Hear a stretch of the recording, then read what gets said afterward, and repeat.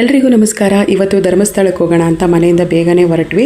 So ನಾವು ಮನೆಯಿಂದನೇ ರೆಡಿಯಾಗಿ ಬಂದಿದ್ದರಿಂದ ಡೈರೆಕ್ಟಾಗಿ ದರ್ಶನಕ್ಕೆ ನಿಂತ್ಕೊಂಡ್ವಿ. ಧರ್ಮಸ್ಥಳದಲ್ಲಿ ನಾವು ಉಳ್ಕೊಳ್ಳಿಲ್ಲ. ಹಾಗೆ ಹಾಸನಿಂದ ಹತ್ರ ಇರೋದ್ರಿಂದ ಒಂದೇ ದಿನದಲ್ಲಿ ಧರ್ಮಸ್ಥಳ ಸುಬ್ರಹ್ಮಣ್ಯ ಎರಡನ್ನೂ ನೋಡ್ಕೊಂಡು ಬರ್ಬೋದು ಅಂತ ಬಂದ. ಹಾಗೆ ಧರ್ಮಸ್ಥಳದಲ್ಲಿ ದೇವ್ರ ದರ್ಶನ ಅಂತೂ ತುಂಬ ಚೆನ್ನಾಗಿ ಆಯಿತು. ಅಷ್ಟೊಂದು ರಶ್ ಇರಲಿಲ್ಲ.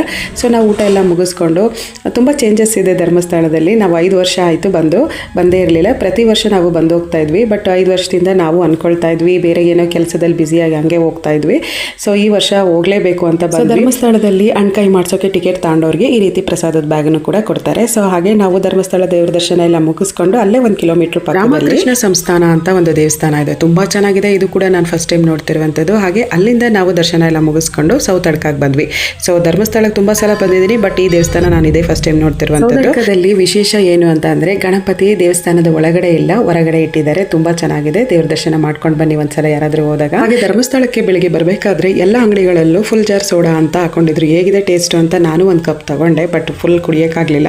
ಎಲ್ಲ ಕೆಳಗಡೆನೆ ಚೆಲ್ಬಿಡ್ತು. ಸಡನ್ನಾಗಿ ಕುಡಿಯೋಕ್ಕಾಗೋದಿಲ್ಲ, ಮೂಗು ಕಟ್ಟಂಗೆ ಆಗೋಗ್ಬಿಡುತ್ತೆ. ಸೊ ಹಾಗೆ ನಾವು ದೇವ್ರ ದರ್ಶನ ಎಲ್ಲ ಮುಗಿಸ್ಕೊಂಡು ಪ್ಲೇಸು ಸುಬ್ರಹ್ಮಣ್ಯಕ್ಕೆ ಬಂದ್ವಿ. ಇಲ್ಲೂ ಕೂಡ ಬೇಗ ದರ್ಶನ ಆಯಿತು. ಸೊ ಹಾಗೆ ನಾವು ಸುಬ್ರಹ್ಮಣ್ಯ ಮತ್ತು ಆದಿ ಸುಬ್ರಹ್ಮಣ್ಯ 2 ದೇವಸ್ಥಾನಕ್ಕೂ ಹೋಗಿ ದರ್ಶನ ಎಲ್ಲ ಮುಗಿಸ್ಕೊಂಡು ತುಂಬ ಬಿಸಿಲಿತ್ತು ಅಂತ ಹೇಳಿ ಮಡಿಕೆಯಲ್ಲಿ ಮಜ್ಜಿಗೆ ತಗೊಂಡು ಕುಡಿದು ಅಲ್ಲಿಂದ ನಾವು ನೆಕ್ಸ್ಟು ಈವ್ನಿಂಗ್ ಊರಿಗೆ ಬಂದ್ವಿ. Thank you for watching and subscribe.